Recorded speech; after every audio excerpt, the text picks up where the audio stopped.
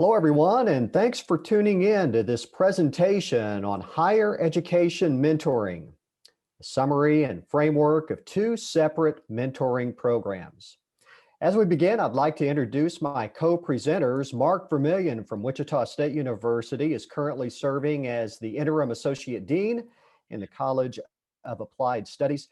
He is also the chair in the Department of Sport Management and has quite a few slashes in his title as he performs some other roles as well. Damon Andrews is the dean at the College of Education at Florida State University, of course, a professor there, longstanding expert in sport management. And my name is Clay Stolt, and I'm currently serving as the interim dean in the College of Applied Studies at Wichita State.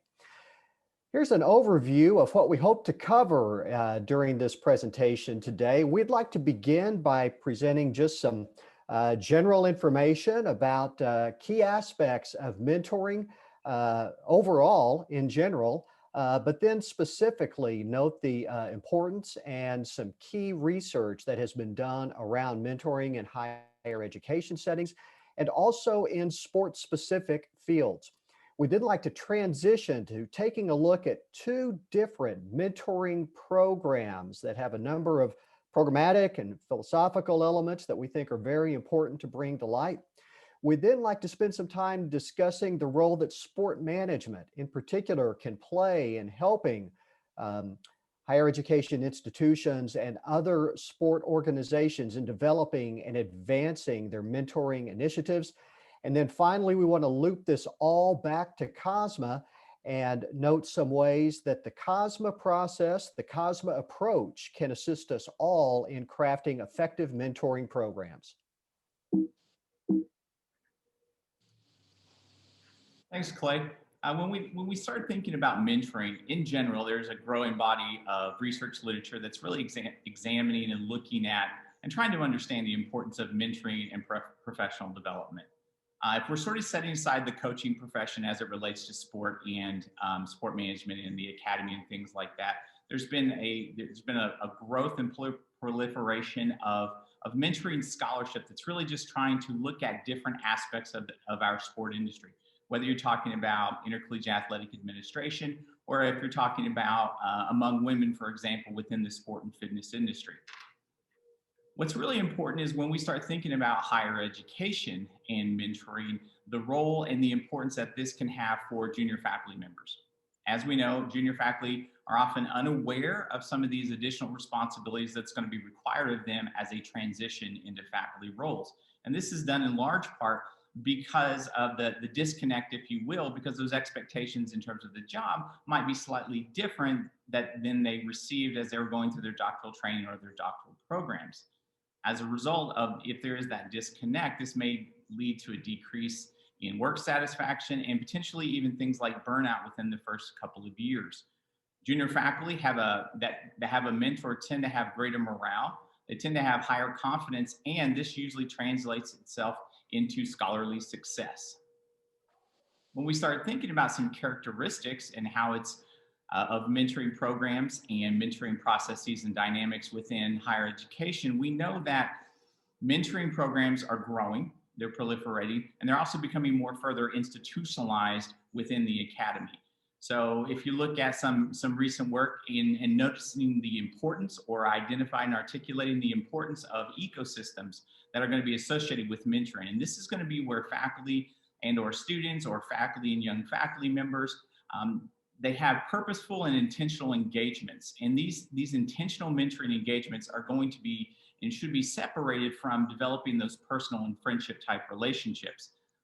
We know that mentoring relationships are going to vary and adapt based upon, the mentoring to those specific groups. Mentoring directions, mentoring activities, and those intentional engagements should most likely be geared towards the individuals wherever they are in their professional life course at the time. If you're gearing the mentoring activities and these dynamics to the individuals, then we'd be remiss if we didn't identify and clearly articulate the importance of things like status or role on those mentoring activities and those individuals, but then also issues of identity. So for example, the intersection of race is going to impact a mentoring relationship, and it really requires a sensitive or a nuanced approach to understanding that process And some of the tools that are going to be important in really highlighting the importance of that process would be things like self-reflection. As we sort of start bringing all this together to our sport-related disciplines within higher education, Baker and colleagues researched mentoring, sport management, or the related faculty members from multiple institutions, regions, and countries. And really what they found is oftentimes the previous mentoring research was really focused on outcomes. And while important, they're really advocating for investigating the role of mentoring processes as well. By looking at process, they were really able to identify the importance of things such as partnership building or building trust, meeting those personal and professional obligations and expectations, but then also addressing various barriers. And some of these barriers could include things like not having access or equal access to mentoring activities, or maybe even the fear to initiate a mentoring relationship. What we really wanted to do with this particular presentation, as we sort of contextualize mentoring as it's gone within the sport industry, into the academy, and then into sport-related disciplines, is that we really just wanted to understand and really examine 2 examples of different mentoring programs. So what we have here is the Leadership Mentor Program from the National Association for Kinesiology in Higher Education. And then we'll discuss the Higher Education Leadership and Mentoring Program from Wichita State University. The Leadership Mentor Program with NACHE, first, NACHE has been around for quite a while as a scholarly association. It was formerly known as NACPHE and other acronyms, but they have, what makes them fairly unique is they have a primary focus on developing leaders in the area of kinesiology, and they use kinesiology as a broad umbrella term that encompasses a number of subdisciplines, including sport management, but also biomechanics, exercise physiology, motor control and learning, physical education, and so forth. And they've designed a program that's been in operation now for a couple of years, and it's primarily focused around trying to take a mentee and pair them up with a mentor for a 1-week shadow experience on the mentor's campus. And so it gives an opportunity for a mentee who might be interested in moving into higher education administration to reach out and connect with a mentor that may be in a position that they aspire to be, or they see it as a position that they will eventually need to move into to get to their future goal, future position. But it's a great opportunity to build networking and social communication between kinesiology departments in different locations inside and outside of the United States. So they work to try to control the context by allowing the mentee to be able to reach out and select a mentor and approach a mentor that may be at a particular institution level or a particular administrative position level that will be of interest to for the mentee to learn more about. We do have requirements that are in place for both mentees and mentors. The mentees should be a full-time faculty member at a university in a kinesiology department, and they can't be any higher than associate professor at the time that they participate in the program. They must have never been a chair, dean, or another administrator. So this is really trying to provide a first glimpse into an administrative position from a faculty member's perspective. So that way you can kind of decide if this is something you might want to do. The goal would be that you have this as your aspirational career goal. And the mentee does have some responsibilities outside of the cost of the program if they decide to exceed the 5 days host experience or not. For the mentor, it really should be someone who has a minimum of 5 years of administrative experience, preferably at the chair, dean, or a higher level administration level. The mentor has a lot of responsibilities in terms of securing campus approval and locating reasonable housing for the mentee. That could be university housing, that may be hotel. But the mentor also agrees to coordinate transportation, university agendas, and any other logistical needs of the mentee. So the way this works is actually very similar to a grant application that you might fill out, an external grant application. So these are typically due around March 15th every year.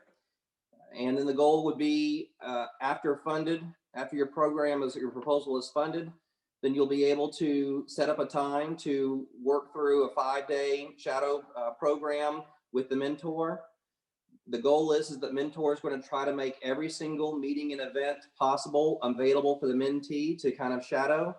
Now, there may be some of those as an administrator that might be inappropriate. Maybe that week you happen to have a disciplinary meeting or personnel meeting, or perhaps you're meeting with a donor that may not necessarily feel comfortable with having someone else in the room as they talk about their financial goals and their capacity.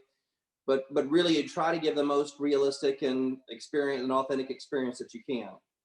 So the intent is that the mentee is going to participate in all of those experiences whenever possible, and any type of university approval should be secured by the mentor ahead of time. If you going to have the mentee sit in meetings that are going to involve the provost and others, making sure that they're comfortable with that, and that you have agreed upon travel dates and location and housing prior to submitting an application.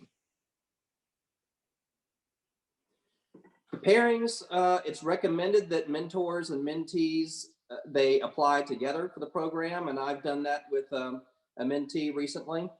However, sometimes, a mentee may not necessarily have a particular mentor in mind. As an organization, NACHE does a real good job of keeping tabs on its members that are in administrative roles, and they will try to attempt to pair the mentee with a mentor if requested. And then suggestions will be sent and to those two individuals, and then they can apply for the award together. It's awarded to both two individuals, the mentee and the mentor. The grant is, the total amount is $1,500, the majority of which is used for funding the travel and housing costs for the mentee. So they're not to be used for travel or housing. Funds that are not used for travel and housing can be used as additional stipends. The example budget actually that NACHE provides on the website that totals $1,500 would be, a travel budget that may have $350 for the mentee and $50 for the mentor as far as local travel. Housing would all be used for the mentee during the visit, and then a stipend each for the mentee and the mentor for the program as it moves forward. So I think one of the advantages of this program is it's being led by a scholarly association, is that it tries to control the context the best that it can. Now, it does not come with a pre-described curriculum. There is not a curriculum that the mentor receives from the association with certain topics that necessarily may have to be covered. And part of that is due to the fact of allows for the flexible nature of what the mentee is actually seeking out of that particular shadow experience. There's some exit requirements to the program. Both of the mentor and the mentee agree to adhere to all of the procedures that are specified in the program, including the time frames. They also agree to provide a presentation at the next annual conference that's about the experience. And then they also jointly work together on an editor-reviewed, co-authored manuscript to the International Journal of Kinesiology and Higher Education, one of the official journals of NACHE, within 1 year of the experience. And I've included a website link down there for those of you who might be interested in getting more information about this program. Both the mentor and the mentee need to be members of NACHE, but it's a small investment to make to be involved with an association that is heavily focused on the development of future leaders in kinesiology. Thank you, Damon. Similar to the program that he was discussing here at Wichita State University within the College of Applied Studies, this past summer we developed the Higher Education Leadership and Mentoring, the HELM program, if you will. And it was really kind of born out of some of the same types of ideas as Damon just discussed, is that we know that leadership positions within higher education are crucial. And this is going to be crucial for the departmental, the college, whatever the unit's success, and eventually the institution's success. But we noticed that there was a lack of formal training programs aimed at really providing faculty and staff the skills needed to be successful and to be really impactful leaders within these positions. So individuals that want to pursue higher education leadership positions as a career, that's really who this program is geared towards. And so the faculty and or staff, we tend to be trained in specific areas, whether it's disciplines, different types of activities, occupations, and then over time we informally develop key higher education leadership skills that translate to some of these leadership positions as a chair, a director, vice president, et cetera. And so what the point of this particular program really was to try to build explicitly those skill sets in using this three-prong approach. Three-prong approach is really based off of skill development, and we're looking at building technical skills, managerial and leadership skills, and then eventually an aspect of application. In regards to the technical skills, there's formal professional development programming, whether this is through expert panels, specific trainings on certain systems or software programs, those types of things. And then there's that's going to be supplemented with topical presentations. And so here at Wichita State University, a state institution, some of the things that the individuals might be exposed to would be understanding and learning how to use our budgeting software system, or how to build course schedules for certain fall, spring, and/or summer sessions. And I'm not necessarily talking about the ideological or the philosophical aspect of course schedule building, but really the technical aspect of working through our very, very logistical banner system in terms of how to put together those courses and manage all the different errors, those types of things. Something important to higher education is adapting, right? And so course and program development is going to be key. And again, as a state institution, we would cover things like understanding the Kansas Board of Regents proposal system for developing new programs.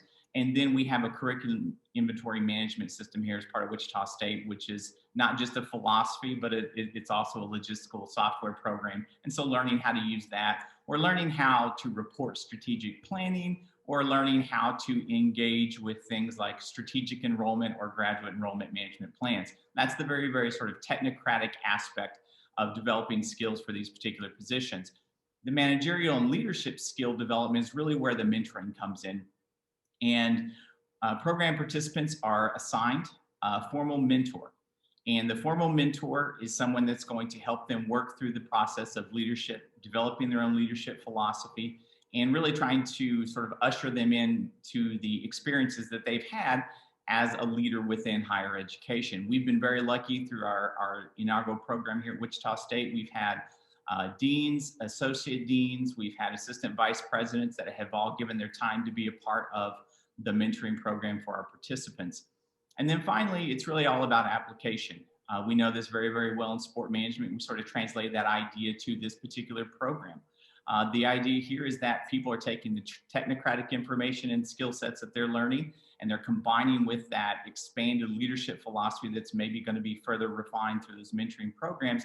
And they have an opportunity to sort of demonstrate or work through the connection of those skill sets. So for example, let's say you have someone who's interested in maybe working with students outside the traditional classroom experience. So maybe in kind of a student affairs or a student involvement capacity. What we've done is we've provided an opportunity, a sphere of influence where they can be a coordinator, where they can work with students on real-time projects. So for example, we have someone who's working with a living learning community here on campus, or potentially working with our student ambassadors.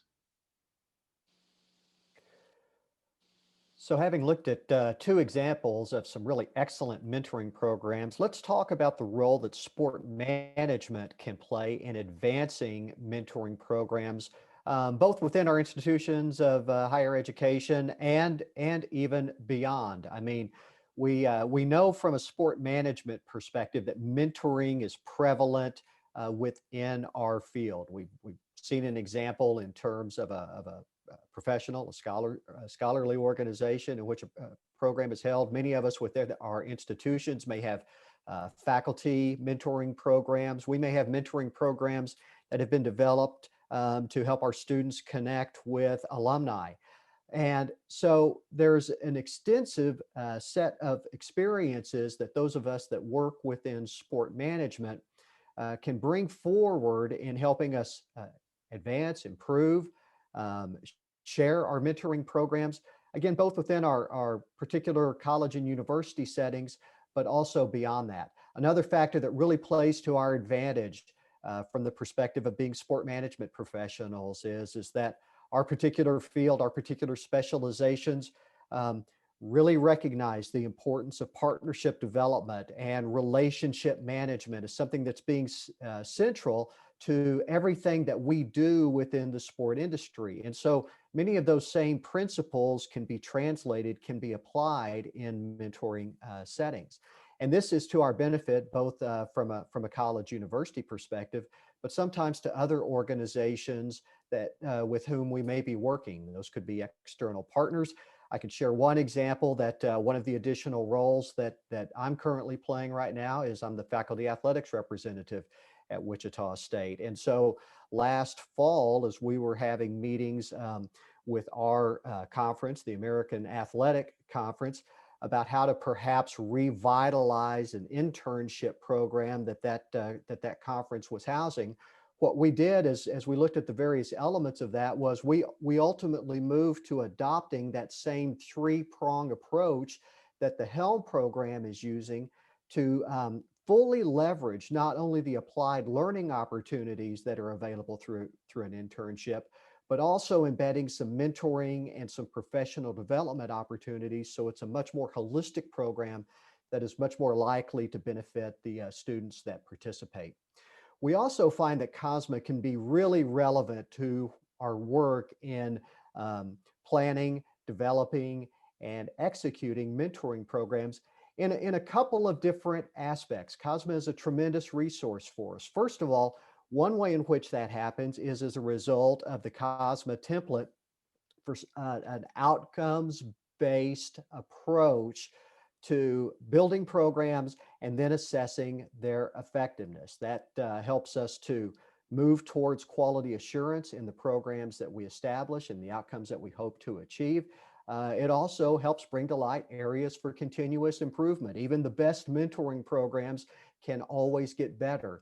These same processes that COSMA expects in terms of the ways that we manage and improve our academic programs can be applicable in mentoring settings as well.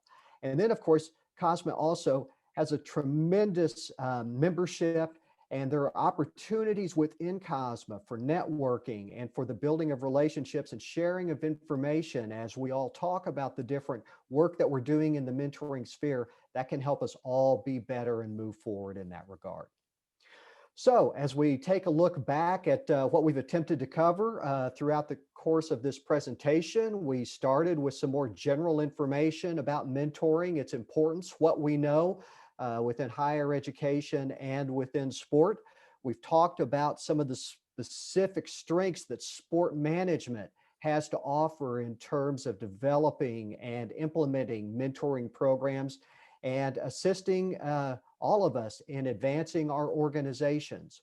We also took a look at two excellent mentoring programs that, although their focus is different, they really bring forward some wonderful aspects, best practices in a mentoring program that we can all learn from.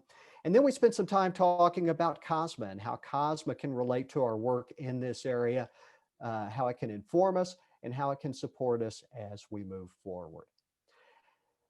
As we wrap up this presentation, we hope the information that we've shared here has been of benefit to you. We not only thank you for your time in participating today, but we are also inviting you to a related presentation that will also revisit in more detail some of the experiences of participants that have been involved in the two mentoring programs that we spoke of today. So that presentation, Higher Education Mentoring, Participants' Views of Two Separate Mentoring Programs, will be available. We hope that you will join us for that. And we thank you for tuning in to this particular presentation. On behalf of both Mark and Damon, again, we very much appreciate your time and your interest. Thank you. This presentation is Higher Education Mentoring, summary of framework of two separate mentoring programs with Dr. Clay Stolt at Wichita State University, Dr. Mark Vermillion at Wichita State, and Dr. Damon Andrew at Florida State University. Smaller session, which has been really good. It can more of an intimate setting, and we can kind of just have a conversation rather than a formal, I have a question, raise my hand process. If you just want to have a conversation with the presenters and ask them questions as you see, that's great with me, and I can kind of step in if the session gets larger, but other than that, I'm kind of a passive observer. So I'll turn it over to y'all. Dr. Andrew Vermillion and Dr. Stoltz not on here, but I can turn it over to y'all if you want to introduce yourself or give some opening remarks. That'd be great. You can go ahead, Damon. I'm Damon Andrew, Dean of the College of Education at Florida State University, and our presentation really compared two different leadership mentoring programs. One that's an in-house program at Wichita State University, and the other, which is a mentoring program that is sponsored by the National Association for Kinesiology in Higher Education. It's a group that I became involved with around 2010, 2011, something like that. Started going to their conferences. It's a pretty unique organization for those of you who haven't attended it before. Of course, they use kinesiology in the broadest sense as an umbrella term that includes all the subdisciplines of physical education, health education, sport management, biomechanics, sports psychology, exercise physiology, motor control and learning, and all of those other different subdisciplines, athletic training. But what's unique, I think, about the conference and the focus of the organization is they have 3 different simultaneous tracks that go on during the conference, and it kind of blends with what the professoriate is. So you have a teaching track, you have a research track, and you have a service/administration track that are going on simultaneously through the conference. And so as an attendee, you can go and experience, if you just want to focus on administration, you could actually go to that conference and only attend administrative aspects and learn more about what's going on there. So that group put together a leadership mentoring program to try to encourage early career scholars to consider and learn more about administration. I mean, if you look at sport management programs and the growth of sport management programs, and certainly kinesiology writ large as a whole over the past several decades, the number of programs has exploded. The number of faculty who have moved into administrative positions has not exploded at that same rate. And so they established their leadership mentoring program as one tool to be able to try to help make kinesiology related faculty more competitive for administrative programs. They also offer a department chair certification, which is an interesting program they offer as well. But it's a unique organization if you haven't checked it out. Very open and very friendly for all subdisciplines of kinesiology. And I've learned a lot from them as well, and then been involved on the mentor side of this leadership mentor program. Mark? Thank you, sir. My name is Mark Vermillion. I am the interim associate dean at Wichita State University in the College of Applied Studies. I'm also the chair for the Department of Sport Management. And real quickly, first, I really need to say I learned so much from Damon about NACI, that particular organization. It was, I personally had not been aware of that organization, but after I saw, parts of his presentation, listened to him talk to it, I just went and looked at it. We've actually talked about that department chair certification and how we might be able to use that here at Wichita State. So I really do echo his sentiment that go and check out that organization. It's low cost and high reward. So I was really impressed with it.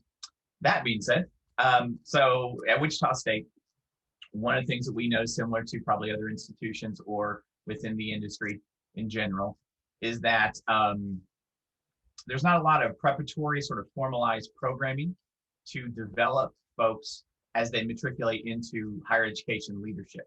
So if you want to be a chair, if you want to be a dean, you want to be an associate dean or provost or any of those types of positions, I mean, there's a certain stockpile of knowledge that's necessary. And oftentimes what we found, at least at our institution, is that you kind of glean that knowledge as you go along. So what we wanted to do was just really develop a program in-house within the College of Applied Studies that provided some kind of a 2-part training.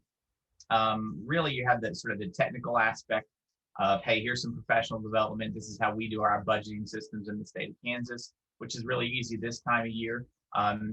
We have zero money, so it's very easy to budget moving forward, right? But moving past the kind of technocratic professional development training, we really wanted to institute a formalized mentoring program. And we're really lucky so that we have 5 inaugural participants in our program that were faculty and staff that are young chronologically in their career, and they want to look into this idea of maybe being a director or a chair or a dean position. And so we've been lucky enough to prepare them by finding mentors at our institution that were supportive and heavily involved. So we have a vice president, we have 2 deans, we have folks that are directors of adult student learning, things like that, that were very supportive.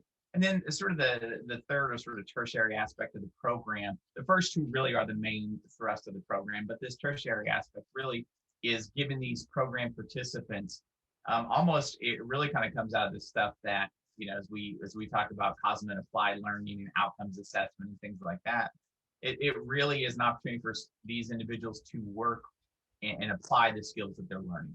So we have one individual, for example, that really wants to be kind of like a dean of students. Okay, so we were able to provide an opportunity for this individual to work with the student ambassadors, develop some small programming, and then work with our living learning communities on campus. Really just an opportunity for them to apply the technical knowledge that they're getting in the professional development trainings, and then combine it with some of the mentoring and best practices that they're getting from those sort of interpersonal development aspect of the program, mentoring and developing those networks and connections. So now the program just started. We launched in the fall, so I might be reporting next year that it was an amazing success, or maybe it was an absolute failure. I don't really know, but at least right now things look like they're moving along quite nicely. It was just another way of kind of looking at and understanding mentoring programs. Great. So any questions for Dr. Andrew or Dr. Vermillion? Now kind of jump in and ask as you want.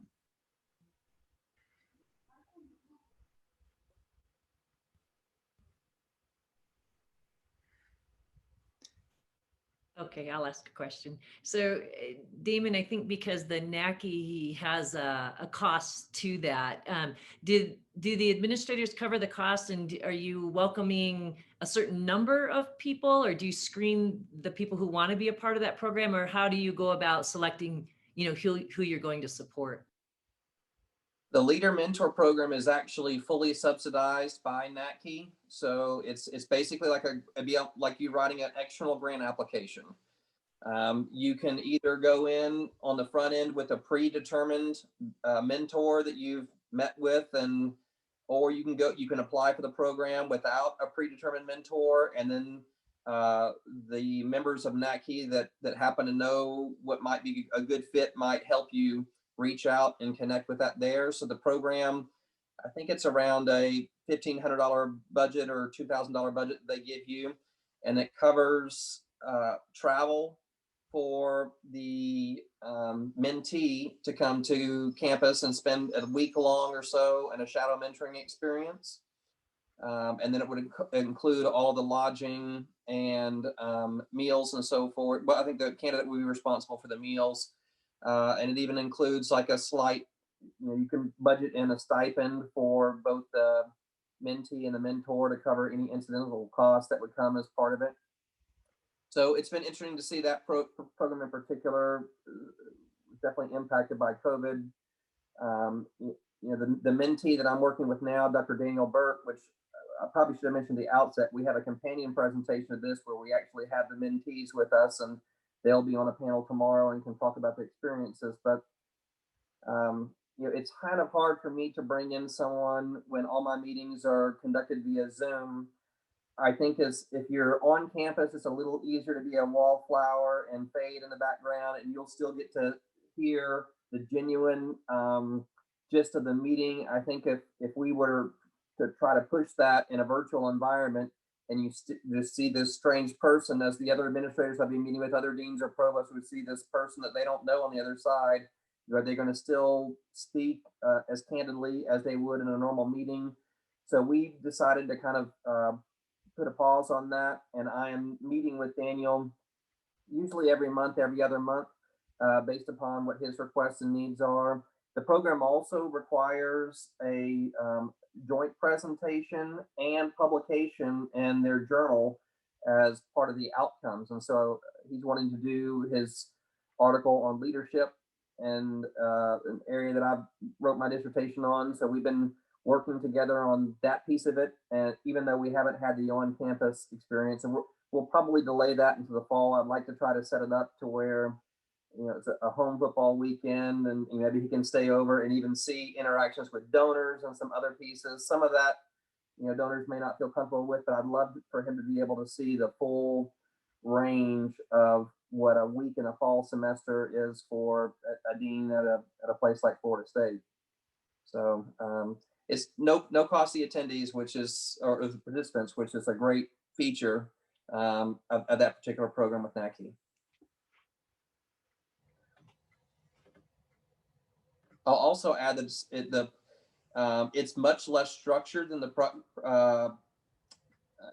program that's at Wichita State, which can be good and bad. So there's no real standard curriculum of what we're going to definitely cover, but a lot of it is really tailored to what the mentee's needs are. So Daniel's been serving as an associate chair at Texas A&M Kingsville now for a while, and has some good experience there. And so but he's been able to come to me with, all right, this next time that we meet, I want us to talk about these 2 or these 3 different things. I'd love to pick your brain on this. And so it gives me time to prepare and be ready for that.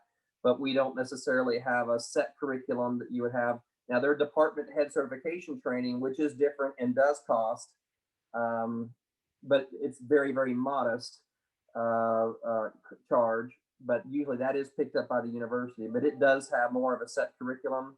I'll also say NACHE has, so their conference is usually in January. They rotate between East Coast and West Coast. Usually West Coast is in San Diego or somewhere like that. East Coast, it's always a warm place to go in January. And then in the summer, they have what they call the LDW Leadership Development Workshop.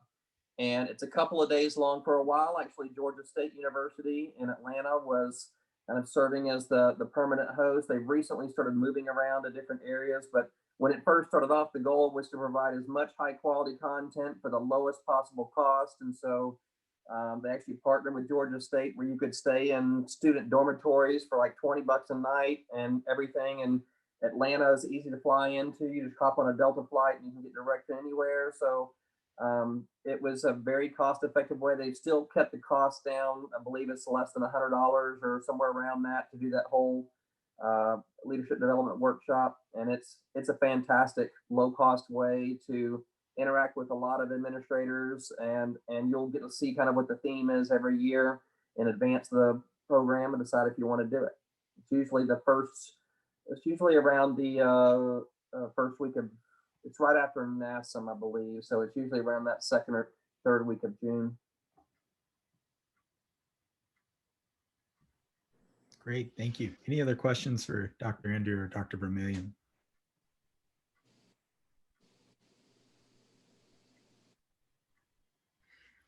All right, well, if there's no other questions, Dr. Andrew, Dr. Vermillion, if you want to leave us with a parting comment, you can. Other than that, we'll end the session a little early, unless Dr. Ross coming in has a question. We'll put him on the spot. Wow, that was really quick, Chris.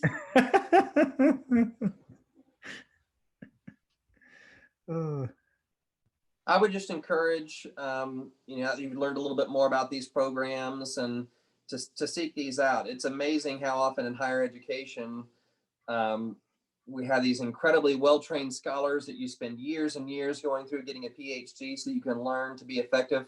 And then all of a sudden you get handed an administrative position. There's no orientation, there's no training, and you just learn by whether or not you fail or not. And that's ridiculous for an institution that's been around as long as higher education has been around. There's got to be better ways of doing this. I think that all of our institutions you've seen programs. I know the Southeastern Conference, when I was at LSU, they had a leadership development program, and the ACC conference here, where Florida State's part of, is so you've now even started seeing some of these athletic conferences get involved in sponsoring those programs. They're hosted once a year at one of the institutions that participates in the conference. And there's lots of great opportunities out there, lots of great books that I didn't find out about these programs until after I'd started the deanship. And now I look back saying, wow, how foolish was I to jump into something that I really didn't know a whole lot about at that time.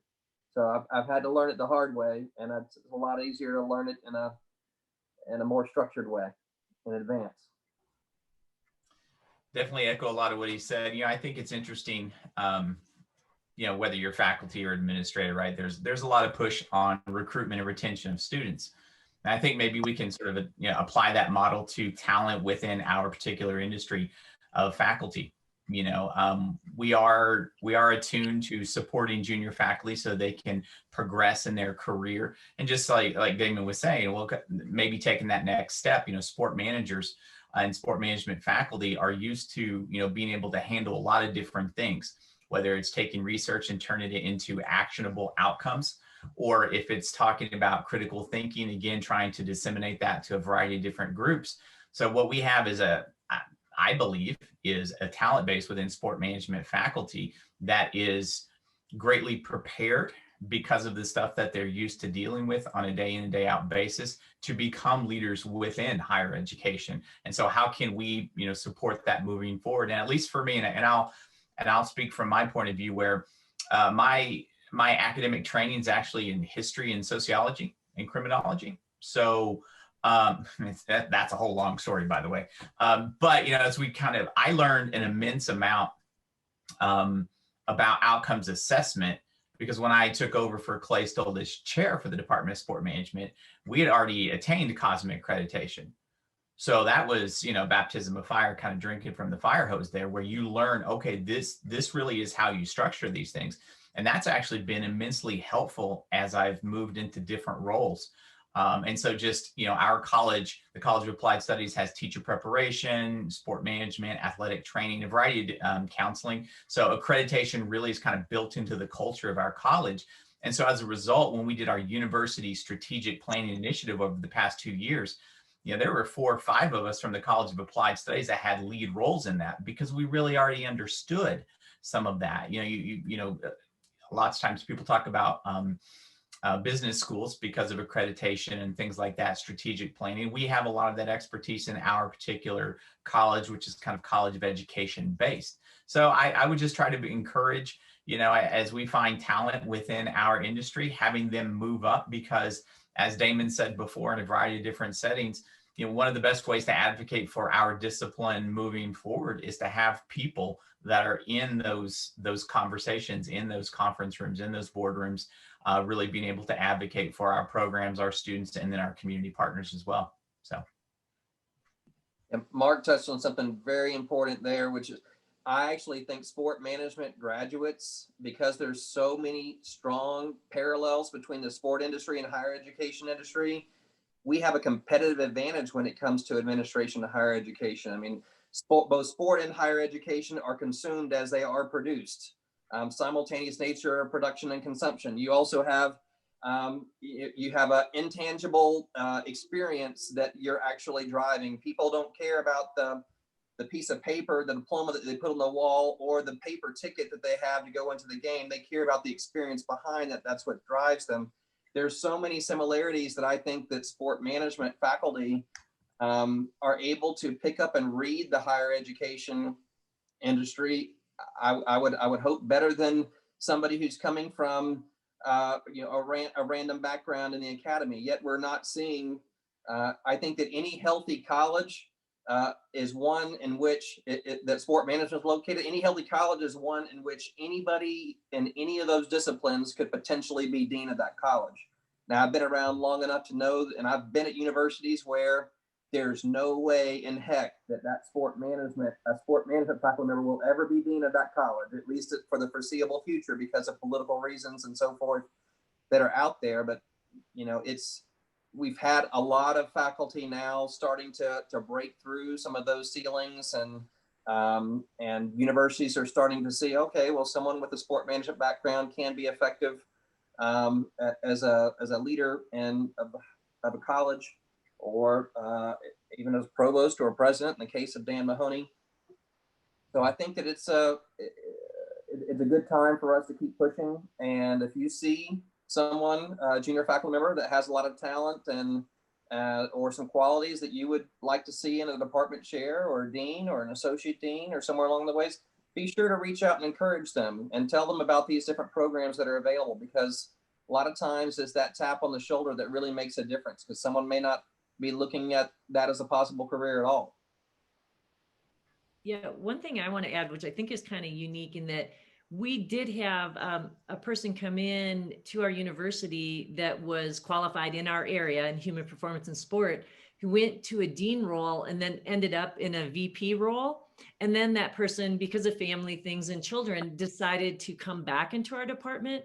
And I can't tell you how valuable that's been. So even given the opportunity to go up, but to make the personal decision to roll back and is loving the new role, for the rest of us, and I'm the department, the co-chair with this person, the things that that person brings back to us that makes us think before maybe we push certain initiatives or we take a different route. And that too, I think has been really helpful. That's an incredible advantage. I mean, there's an art and science to higher education administration. And the science, sometimes people can pick up a whole lot quicker than the art part. And if you have someone who's been there and done that, at the end of the day, you know, your policies and procedures aren't making decisions, people are making decisions. And you have to understand the psychology behind the request that you're making to someone and what and how they're going to be able to react. I always try to go into meetings knowing exactly who I'm talking to. And then if I push this domino down, then the second, third, fourth, fifth domino, what's going to happen later on. And that those are things that I did not know on day one when I got started back in 2008, you know, as a dean. But 13 years later, after some trial and error, I've had to pick up some of those things the hard way, but I know them now. It's great that you have that resource.